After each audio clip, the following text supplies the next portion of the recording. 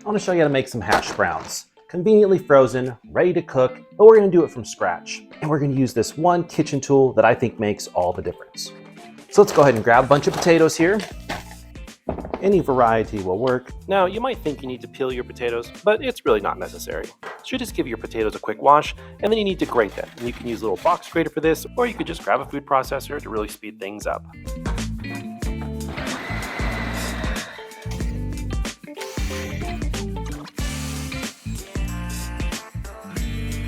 See, nice and easy.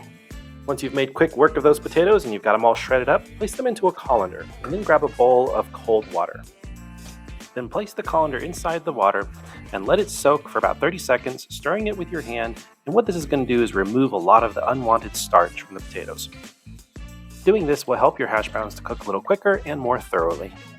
After that, give them a quick rinse in the sink, and now it's time to dry them off. Now you could just use a kitchen towel and squeeze them dry here, but I have found an easier way to do this, and that is using a salad spinner. I've personally just found that this little tool makes my life a little easier. It's also kind of fun to use, and it saves my towels from smelling like potatoes. So give that spinner a good whirl for about 20 seconds or so, and let centrifugal force do all the work for you. And once you finish that, the potatoes should feel relatively dry to the touch, and there should be a little bit of water trapped in the bottom of the bowl, which you'll just discard.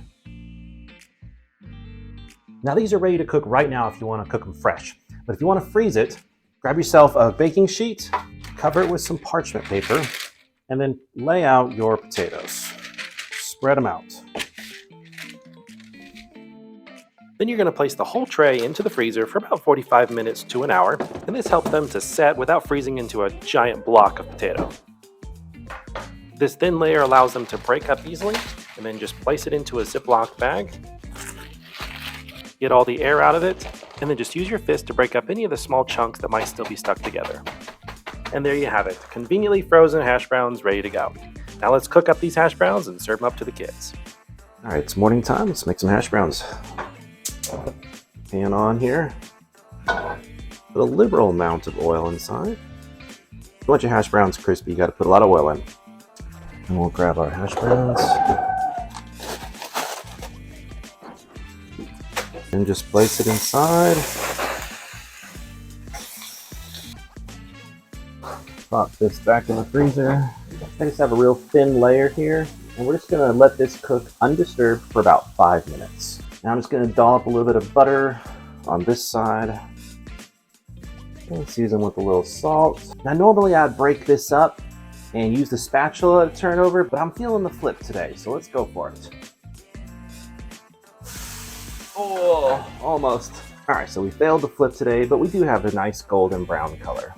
This needs to cook on this side for another 4 to 5 minutes. All right, then you just pull them off. Shut it off. Right here. Okay, then we'll scramble some eggs, serve that with it. Go a little cheese on there.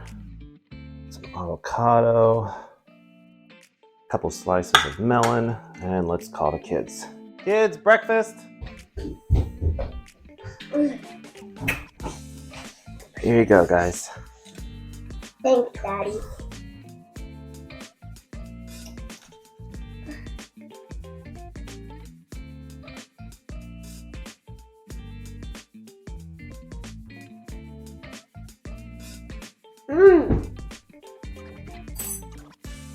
I love how the hash browns have cheese on them.